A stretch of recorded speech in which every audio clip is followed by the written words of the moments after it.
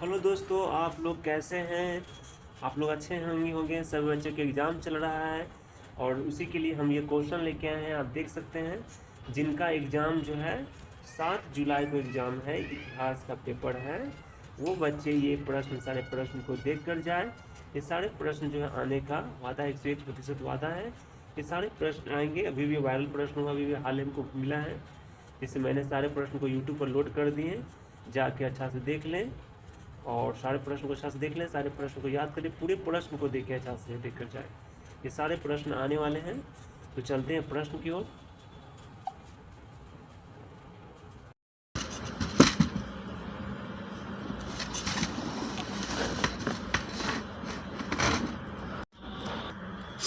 तो हेलो दोस्तों, देख सकते हैं पहला क्वेश्चन है। पहला क्वेश्चन है कि किसे भारतीय पुरातत्व का पिता कहा जाता है। तो इसका सही ऑप्शन क्या होगा? तो इसका सही ऑप्शन होगा ऑप्शन नंबर डी होगा, चूंकि है ना डी होगा अलेक्जेंडर कनिंघम। अलेक्जेंडर कनिंघम को जो है वो भारतीय पुरातत्व का पिता कहा जाता है ना। देख सकते हैं मेरे पास क्लास 12 का है और ये सारे क्वेश्चन आने वाले एग्जाम में, इसे पढ़कर जरूर जाएं। उसके बाद देख सकते हैं क्वेश्चन नंबर दूसरा देखते हैं। क्वेश्चन नंबर दूसरा क्या है कि गोदीबाड़ा के प्रमाण कहाँ से मिले हैं। गोदीबाड़ा का प्रमाण जो है वो कहाँ से मिले हैं। तो इस तरह देख सकते हैं 4 ऑप्शन है, हड़प्पा, लोथल, मोहनजोदड़ो, चंद्रगुप्त। इसका सही आंसर क्या होगा? तो इसका सही ऑप्शन नंबर है बी होगा, लोथल होगा। ठीक है, इसको चलते क्वेश्चन नंबर तीसरा चलते हैं। क्वेश्चन नंबर तीसरा में आप देख सकते हैं, क्वेश्चन नंबर तीसरा में क्या है कि 1922 में मोहनजोदड़ो की खोज किसने की थी। 1922 में मोहनजोदड़ो की खोज किसने किया था। इसका सही जवाब क्या है? इसका सही जवाब होगा option number C, Rakhaldas Banerjee ने किया था ना। 1922 में मोहनजोदड़ो की खोज जो है वो रखालदास बनर्जी ने किया था। अगर पूछता कि सिंधु सभ्यता की खोज किसने किया था, तो उसका सही जवाब होता दयाराम साहनी ने किया था, 1921 में किया था। ठीक है, इसको चलते हैं आगे। हम क्वेश्चन नंबर 4 देखते हैं। क्वेश्चन नंबर 4 में क्या है, क्वेश्चन नंबर चौथा देखते हैं, कौन सी सभ्यता अपने नगर नियोजन के लिए प्रसिद्ध है। तो इसका चारों में से इसका सही जवाब होगा ऑप्शन नंबर डी हो जाएगा मेरे प्यारे बच्चों, सिंधु घाटी की सभ्यता। सिंधु घाटी की सभ्यता जो था वो नगर नियोजन के लिए प्रसिद्ध था। ठीक है, उसको चलते क्वेश्चन नंबर 4 देखते हैं, 5 देखते हैं। 5 में क्वेश्चन क्या है कि कालीबंगा किस राज्य में स्थित है। कालीबंगा जो है वो किस राज्य में स्थित है ना। तो इसका सही जवाब क्या होगा? ऑप्शन नंबर सी हो जाएगा, राजस्थान में। ठीक है, अगर यही पूछता लोथल किस राज्य में है, तो लोथल हो जाता है आपको गुजरात में, है ना। लोथल पूछता तो गुजरात में, कालीबंगा पूछता है तो राजस्थान में है। ठीक है, उसको चलते क्वेश्चन नंबर 6 के लिए। 6 में आप देख रहे हैं क्या, भारतीय पुरातत्व सर्वेक्षण की स्थापना कब हुई थी, है ना। भारतीय पुरातत्व सर्वेक्षण की स्थापना कब हुई थी। तो इस तरह देख सकते हैं 4 ऑप्शन है, चारों में से इसका सही जवाब क्या होगा? तो ऑप्शन नंबर सी होगा, 1861 में होगा। ठीक है, इसको चलते हैं क्वेश्चन नंबर 7 की ओर। क्वेश्चन नंबर 7 में देखते हैं कि मोहनजोदड़ो किस नदी के किनारे स्थित है। मोहनजोदड़ो जो है वो किस नदी के किनारे स्थित है दोस्तों, ये भी क्वेश्चन आएगा। तो कौन नदी होगा? तो इसका सही जवाब है ऑप्शन नंबर सी, रावी नदी के किनारे, है ना। रावी नदी के किनारे स्थित है। ठीक है, मोहनजोदड़ो जो है वो किस नदी किनारे स्थित है? रावी नदी किनारे स्थित था। ठीक है, उसी तरह क्वेश्चन देखते हैं 8वां में क्या है कि सुमेरी अभिलेखों में किस नदी को नाविकों का देश कहा जाता है। सुमेरी अभिलेखों में किस नदी देशों को नाविकों का देश कहा जाता है। तो इसका सही ऑप्शन क्या होगा? ऑप्शन नंबर सी होगा, मेलुआ, यानी मेलुआ को कहा जाता है। उसको चलते क्वेश्चन नंबर 9 देखते हैं। 9 में क्या है कि हड़प्पा सभ्यता में नर्तकी की मूर्ति कहाँ से मिली थी। हड़प्पा सभ्यता में जो है नर्तकी मतलब नाच करते हुए नर्तकी जो थी उसकी मूर्ति कहाँ मिली थी। तो इसका सही ऑप्शन हो जाएगा ऑप्शन नंबर सी हो जाएगा, मोहनजोदड़ो हो जाएगा। ठीक है, उसके बाद चलते हैं क्वेश्चन नंबर देखते हैं 10 में क्या कि विशाल स्नानागार के साक्ष्य कहाँ से मिला है। विशाल स्नानागार के साक्ष्य कहाँ से मिला है। तो इसका सही जवाब हो जाएगा ऑप्शन नंबर हो जाएगा सी, मोहनजोदड़ो से मिला है। ठीक है, उसके बाद चलते हैं क्वेश्चन नंबर 11 देखते हैं। क्वेश्चन नंबर 11 में क्या है कि ऋग्वेद के किस मंडल में वर्ण व्यवस्था की उत्पत्ति का उल्लेख मिलता है। तो इसका सही ऑप्शन क्या होगा? तो इसका सही ऑप्शन हो जाएगा ऑप्शन नंबर डी हो जाएगा। ठीक है, उसके बाद चलते हैं क्वेश्चन नंबर 12 देखते हैं, है ना। क्वेश्चन नंबर 12 में क्या है कि ऋग्वेद में वर्णित प्रमुख देवी कौन थी। ऋग्वेद में वर्णित प्रमुख देवी कौन थी, है ना। तो इसका सही जवाब हो जाएगा ऑप्शन नंबर डी हो जाएगा सभी, यानी अदिति भी था, उषा भी था और सरस्वती, ये सभी था ऋग्वेद में प्रमुख वर्णित देवी थे। ठीक है, उसको चलते हैं क्वेश्चन नंबर 13 देखते हैं क्या कि उत्तर वैदिक काल में किसकी रचना हुई थी। उत्तर वैदिक काल में किसकी रचना हुई थी, तो इसका सही जवाब है ऑप्शन नंबर डी होगा, इनमें सभी का हुई थी। ठीक है, उसको चलते हैं क्वेश्चन नंबर 14 देखते हैं। क्वेश्चन नंबर 14 में क्या है कि महावीर का जन्म कहाँ हुआ था। महावीर का जन्म कहाँ हुआ था, तो इसका सही जवाब क्या होगा, तो इसका सही जवाब है ऑप्शन नंबर ए होगा, सारनाथ में हुआ था। कहाँ हुआ था, महावीर का जन्म सारनाथ में हुआ था। अगर महावीर का जन्म कहाँ हुआ था, सारनाथ में हुआ था।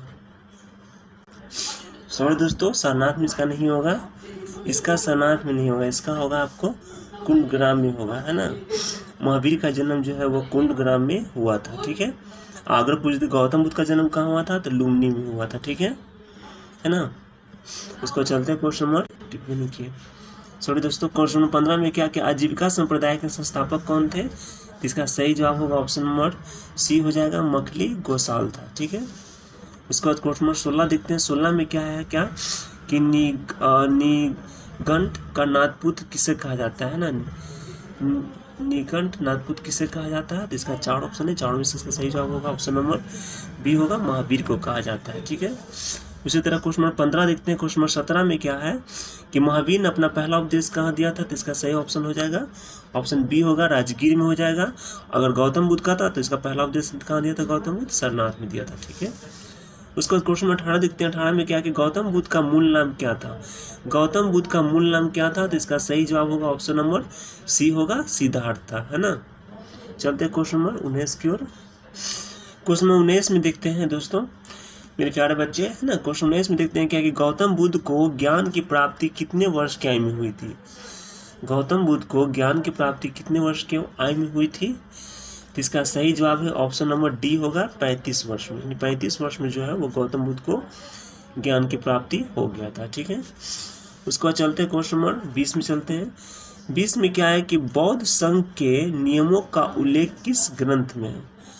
बौद्ध संघ के नियमों का उल्लेख किस ग्रंथ में है, तो इस तरह 4 ऑप्शन दिया गया, चारों में से इसका सही जवाब है ये होगा ऑप्शन नंबर बी होगा, है ना, विनय पिटक। विनय पिटक में जो है वो बौद्ध संघ के नियमों का उल्लेख, है ना, दिया गया है। ठीक है, उसको चलते हैं क्वेश्चन नंबर 21 में।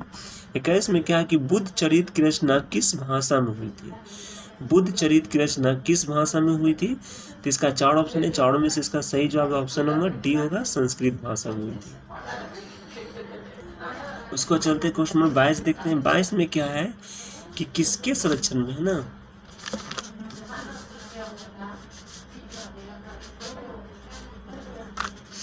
बाईस देखते हैं क्या है ना। 22 क्या है कि किसके संरक्षण में चौथी बौद्ध संगीत कश्मीर में हुई थी, यानी किसके संरक्षण में जो है चौथी बौद्ध संगीत का आयोजन हुआ था, इसका सही जवाब है ऑप्शन नंबर ए होगा, कनिष्क का होगा। ठीक है, उसको चलते हैं क्वेश्चन नंबर 23 में। 23 में क्या है कि उत्तराध्ययन सूत्र का संबंध किस धर्म से है, तो किस धर्म से है, इस तरह देख सकते हैं 4 ऑप्शन है, चारों में से इसका सही जवाब होगा सी, जैन धर्म से है। ठीक है, उसको चलते हैं क्वेश्चन नंबर 24 है। 24 में क्या है कि दक्षिण भारत में जैन धर्म का प्रसार भद्रभाव ने किसके समय में किया था। दक्षिण भारत में जैन धर्म का प्रसार भद्रभाव ने किसके समय में किया था, इसका सही जवाब होगा ऑप्शन नंबर बी होगा, चंद्रगुप्त। चंद्रगुप्त के शासनकाल में किया था। क्वेश्चन नंबर 25 देखते हैं। 25 में क्या है कि महाजन पदों का उदय कब हुआ। महाजन पदों का उदय कब हुआ था, तो इस तरह देख सकते हैं 4 ऑप्शन दिया गया, तो चारों में से इसका सही जवाब है ऑप्शन नंबर सी होगा, 6ठी शताब्दी में हुआ था। ठीक है, उसको चलते हैं क्वेश्चन नंबर 26 देखते हैं। 26 में क्या है कि किस महाजन पद का राजा प्रसेनजित बुद्ध का समकालीन था। किस महाजन पद का राजा प्रसेनजित बुद्ध का समकालीन था, तो इसका सही ऑप्शन होगा ऑप्शन नंबर बी होगा, कौशल का हो जाएगा। ठीक है, उसको चलते क्वेश्चन नंबर 27 देखते हैं। 27 में क्या है कि गणतांत्रिक व्यवस्था किस महाजन पद में थी। गणतांत्रिक व्यवस्था जो है वो किस महाजनपद में थी? तो इसका 4 ऑप्शन दिया गया, चारों में से इसका सही जवाब है ऑप्शन नंबर डी होगा, वज्जी में थी। ठीक है,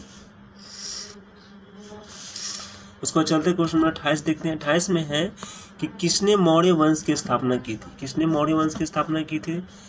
प्यारे बच्चे जल्दी बताएं। तो इसका चारों में से सही इसका ऑप्शन हो जाएगा डी हो जाएगा, चंद्रगुप्त मौर्य हो जाएगा। ये सारे क्वेश्चन दोस्तों एग्जाम में यही क्वेश्चन आएगा, है ना। 29 देख सकते हैं कि अशोक के अभिलेखों को प्रकाश में लाने का श्रेय किसे है? अशोक के अभिलेखों को प्रकाश में लाने का श्रेय किसे है? इसका 4 ऑप्शन है, चारों में से इसका सही जवाब हो जाएगा ऑप्शन नंबर सी हो जाएगा, जेम्स प्रिसेप, है ना। जेम्स प्रिसेप जो थे इसके लाने का श्रेय है। ठीक है, उसको चलते क्वेश्चन नंबर 30 है। 30 में क्या है कि मौर्य काल में आय का मुख्य सूत्र क्या था? मौर्य काल में आय का मुख्य सूत्र क्या था? तो इस तरह 4 ऑप्शन दिया गया, चारों में से सही जवाब ऑप्शन नंबर बी होगा, भूमि कर, यानी भूमि कर के द्वारा की जो है आय अर्जित होता था। ठीक है, उसके बाद क्वेश्चन नंबर 31 देखते हैं। 31 में क्या है कि कलिंग युद्ध की भीषणता का उल्लेख अशोक ने किस अभिलेख में किया है? कलिंग युद्ध की भीषणता का उल्लेख जो है अशोक ने किस अभिलेख में किया है? तो इस तरह देख सकते हैं 4 ऑप्शन है, चारों में से इसका सही जवाब होगा, है ना। ये हो गया 13, है ना, 13वां शिलालेख में, यानी अशोक का 13वां शिलालेख में जो है वो कलिंग युद्ध की भीषणता का उल्लेख किया गया है, ऑप्शन नंबर सी हो जाएगा। ठीक है, उसके बाद 32 में है क्या कि धम्म के प्रसार के लिए किसने धम्म महामात्र नामक पदाधिकारी नियुक्त किया था? तो किसने किया था? तो इसका सही ऑप्शन होगा 32 का सी हो जाएगा, अशोक ने किया था। ठीक है, उसको चलते क्वेश्चन नंबर 33 देखते हैं। 33 में क्या गया है कि सातवाहन शक्ति की पुनर्स्थापना किसने की थी? सातवाहन शक्ति की पुनर्स्थापना किसने की थी? तो इस तरह देख सकते हैं 4 ऑप्शन है, चारों में से इसका सही जवाब है ऑप्शन नंबर सी होगा, गौतमी पुत्र सातकर्णी, है ना। गौतमी पुत्र सातकर्णी ने जो इसकी स्थापना की थी। ठीक है, क्वेश्चन नंबर 34 में क्या है कि कालिदास कौन थे? कालिदास जो है वो कौन थे? तो इस तरह 4 ऑप्शन है, चारों में से इसका सही जवाब होगा ऑप्शन नंबर सी होगा, यानी कवि और नाटककार थे, है ना, नाटककार थे। कालिदास कौन थे? तो कालिदास कवि और नाटककार थे, है ना। उसके बाद देखते हैं क्वेश्चन नंबर 35 में देखते हैं। क्वेश्चन नंबर 35 में क्या कि किस शासक का काल गुप्त काल का चरमोत्कर्षण था, है ना, यानी चरमोत्कर्षण था, यानी किस शासन काल गुप्त काल का चरमोत्कर्षण था? तो इसका सही जवाब है ऑप्शन नंबर बी होगा, चंद्रगुप्त द्वितीय का था। ठीक है, उसके बाद देखते हैं क्वेश्चन नंबर 36 में क्या किताब उल हिंद किसकी रचना है? किताब उल हिंद किसकी रचना है? इसका सही जवाब है ऑप्शन नंबर सी हो जाएगा, अल बिरूनी, है ना, अल बिरूनी का इसकी रचना है। उसके बाद क्वेश्चन नंबर 37 है। 37 में क्या है कि नारियल तथा पान का वर्णन किस यात्री ने किया था? नारियल तथा पान का वर्णन जो है वो किस यात्री ने किया था? इस तरह देख सकते हैं 4 ऑप्शन है, चारों में से इसका सही जवाब है ऑप्शन नंबर बी होगा, इबन बतूता ने इसका वर्णन किया था। उसके बाद क्वेश्चन 38 देखते हैं। 38 में क्या है कि अल बिरूनी किस शताब्दी में भारत आया था? किस शताब्दी में भारत आया था? तो इस तरह देखते हैं 4 ऑप्शन है, चारों में से इसका सही जवाब है सी, 11वीं शताब्दी में भारत आया था। ठीक है, उसके बाद देखते हैं क्वेश्चन 39 इसमें क्या है कि इबन बतूता कहाँ से आया था? इबन बतूता जो है वो कहाँ से आया था? तो इस तरह 4 ऑप्शन है, चारों में से इसका सही जवाब होगा ऑप्शन नंबर सी, मोरक्को, यानी मोरक्को से आया था। उसके बाद देखते हैं क्वेश्चन नंबर 40 क्या है। 40 में क्या है कि किताब उल हिंद किस भाषा में लिखी गई थी?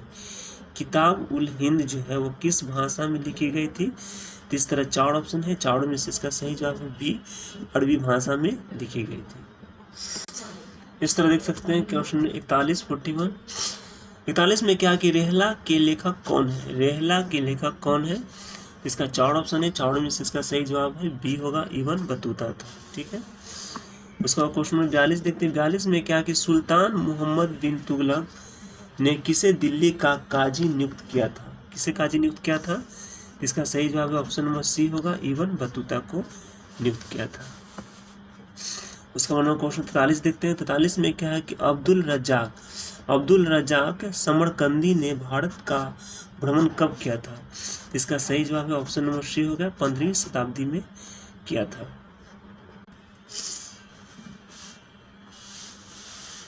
इसको देखते हैं, क्वेश्चन नंबर 44 देखते हैं। 44 में क्या है कि बर्नियर भारत में कितने वर्ष तक रहा? बर्नियर जो है वो भारत में कितने वर्ष तक रहा? तो इसका सही जवाब है ऑप्शन नंबर डी होगा 12 वर्ष तक रहा था। बर्नियर भारत में कितने वर्ष तक रहा था? तो 12 वर्ष तक रहा था।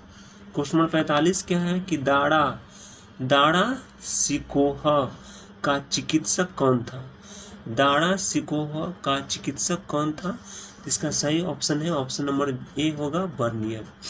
बर्नियर जो था इसका चिकित्सक था। ठीक है, क्वेश्चन नंबर 46 देखते हैं। 46 में क्या है कि travels in the Mughal empire किसकी रचना है? Travels in the Mughal empire किसकी रचना है? तो इस तरह 4 ऑप्शन है, चारों में से इसका सही जवाब होगा सी होगा बर्नियर का था। ठीक है, उसके बाद देखते हैं क्वेश्चन नंबर 47 में क्या है 47 में है क्या कि डच यात्री कौन था? डच यात्री कौन था? इसका सही जवाब है ऑप्शन नंबर ए होगा अब्दुल रज्जाक। अब्दुल रज्जाक जो थे वो डच यात्री थे। इसको देखते हैं, क्वेश्चन नंबर 48 है। 48 में क्या कि मुगल शहरों को शिविर नगर के रूप में किसने वर्णित किया था? इसका सही ऑप्शन हो जाएगा ऑप्शन नंबर डी होगा बर्नियर ने वर्णित किया था। इसको चलते हैं क्वेश्चन नंबर 49 में क्या किस यूरोपीय यात्री ने सती प्रथा का विस्तृत विवरण प्रस्तुत किया? किस यूरोपीय यात्री ने सती प्रथा का विस्तृत विवरण प्रस्तुत किया था? इसका सही जवाब है ऑप्शन नंबर डी होगा बर्नियर ने किया था। ठीक है, उसके बाद क्वेश्चन नंबर 50 में क्या है 50 में कि 15वीं शताब्दी में भारत आने वाले अफानासी निकितिन किस देश से संबंधित था? तो किस देश से संबंधित था? तो देखा जाए तो इसका सही जवाब है ऑप्शन नंबर डी होगा रूस से संबंधित था। क्वेश्चन में देखा जाए 51 में क्या है कि नयनार किस देवता की पूजा करते थे? नयनार जो है वो किस देवता की पूजा करते थे? तो इस तरह 4 ऑप्शन है, चारों में से इसका सही जवाब सी हो जाएगा, शिव की पूजा करते थे। उसी तरह क्वेश्चन नंबर 52 देखा जाता है। 52 में क्या है कि पुरी के जगन्नाथ मंदिर में किस देवता की पूजा होती है? पुरी के जगन्नाथ मंदिर में किस देवता की पूजा होती है? तो इसका 4 ऑप्शन है, चारों में से इसका सही जवाब ऑप्शन नंबर डी होगा, इनमें से सभी हो जाएगा। ठीक है, उसका चलते क्वेश्चन नंबर 53 में क्या है कि 12वीं शताब्दी में कर्नाटक में वीरशैव परंपरा का नेतृत्व किसने किया था? तो इसका सही ऑप्शन हो जाएगा डी बासवना ने, है ना, बासवना ने की थी। उसका क्वेश्चन 54 देखते हैं। निम्नलिखित में कौन जो अलवार संतों की रचना है? निम्नलिखित में से कौन अलवार संतों की रचना है? तो इसका सही जवाब है ऑप्शन नंबर बी होगा नलहीरा दिव्य प्रबंधम इसकी रचना थे। ठीक है, उसके बाद क्वेश्चन में देखते हैं 55 में क्या है कि अलवार किस देवता की उपासना करते थे? अलवार जो थे वो किस देवता की उपासना करते थे? इसका चारों में से इसका सही जवाब होगा ऑप्शन नंबर बी होगा विष्णु की उपासना करते थे। ठीक है, उसके बाद क्वेश्चन नंबर 56 में देखा जाता है कि निम्नलिखित में कौन स्त्री नयनार संत थी? कौन स्त्री जो है नयनार संत थी? इसका सही जवाब है ऑप्शन नंबर बी होगा कई काल अमैयारा, है ना, ये इसका आंसर हो जाएगा। ठीक है, उसके बाद 57 में क्या है कि मीराबाई किस राजा से संबंधित है? मीराबाई जो थे वो किस राजा से संबंधित थे? तो इसका सही जवाब है ऑप्शन नंबर सी हो जाएगा, राजस्थान से संबंधित थे। ठीक है, उसके बाद 58 में क्या है कि निम्नलिखित में कौन संत अपने विष्णु की प्रेयसी मानती थी? तो कौन मानती थी? पति मानते थे। इसका सही जवाब ऑप्शन नंबर बी होगा अंडाला जो है अपने विष्णु को पति मानते थे। 59 में देखा जाए कि तांत्रिक पूजा पद्धति में किसकी पूजा होती है? तो किसकी पूजा होती है? तो इसका चारों में सही इसका ऑप्शन हो जाएगा ए हो जाएगा देवी की। तांत्रिक में जो है वो देवी की पूजा होती है। उसको देखते हैं क्वेश्चन नंबर 60 में क्या है 60 में क्या है किस देश से आए हुए मुसलमानों को ताजिक कहा जाता था? किस देश से आए हुए मुसलमानों को ताजिक कहा जाता था? तो इसका सही आंसर होगा ऑप्शन नंबर होगा बी फारस जैसे आए हुए लोगों को कहा जाता था। 61 में क्या है कि शेख निजामुद्दीन औलिया का दरगाह कहाँ है? शेख निजामुद्दीन औलिया का दरगाह कहाँ है? इसका सही ऑप्शन हो जाएगा option number D, Delhi. Delhi में है इसकी दरगाह। क्वेश्चन नंबर 62 है क्या कि सूफी सिलसिला का शाब्दिक अर्थ क्या होता है? सूफी सिलसिला का शाब्दिक अर्थ क्या होता है? इसका सही ऑप्शन हो जाएगा ऑप्शन नंबर ए हो जाएगा जंजीर। क्वेश्चन नंबर 63 क्या है कि पदावत की रचना किसने किया था? तो इसका सही ऑप्शन हो जाएगा बी, जायसी ने किया था। ठीक है। 64 में क्या है कि आदि ग्रंथ साहिब का संकलन किसने किया था? तो इसका सही ऑप्शन हो जाएगा ऑप्शन नंबर डी हो जाएगा गुरु अर्जुन देव ने किया था। ठीक है। उसके बाद 65 में क्या है कि कबीर से संबंधित दोहे किस पुस्तक में संकलित किए गए हैं? इसका सही ऑप्शन हो जाएगा ऑप्शन नंबर डी हो जाएगा सब। उसके बाद 66 देख लें। 66 में क्या है कि निम्न में से किसका संबंध चिश्ती सिलसिला से है? किसका संबंध चिश्ती सिलसिला से है? तो इसका सही जवाब है डी हो जाएगा, इनमें सभी हो जाएगा। ठीक है। उसके बाद 67 देखा जाता है तो शेख निजामुद्दीन चिश्ती की जीवनी मुनिस अल अरवा किसने लिखी थी? तो इसका सही जवाब है ऑप्शन नंबर डी हो जाएगा, जहां आड़ा ने लिखी थी। ठीक है। उसके बाद 68 देखते हैं विजयनगर साम्राज्य की स्थापना कब हुई थी? इसका सही जवाब है 1936 में, 1336 में हुई थी। उसके बाद 70 क्वेश्चन है दोस्तों, मैंने 70 क्वेश्चन का टिक लगा रहे हैं। अभी 2 क्वेश्चन और हैं। 69 में क्या है कि बृहदेश्वर मंदिर कहाँ स्थित है? तो इसका सही जवाब ऑप्शन नंबर ए होगा, तंजावुर में हो जाएगा। उसके बाद 70 लास्ट है, विजयनगर साम्राज्य का पहला राजवंश कौन था? तो इसका सही जवाब है ऑप्शन नंबर ए होगा, संगम होगा। अब दोस्तों हमने 70 क्वेश्चन लगा दिए मेरे प्यारे बच्चे। अब इसका जो प्रश्न उत्तर है वो भी क्वेश्चन हम सब्जेक्टिव करा देते हैं, लेकिन इसके लिए अलग जो है अलग जाके उसका लिंक में देखें और जाके देखें, इसका भी प्रश्न उत्तर करवा देते हैं। देखते हैं दोस्तों, यहाँ पर इसका सब्जेक्टिव भी मैं लेके आया हूँ, लघुत्तरी प्रश्न है ना।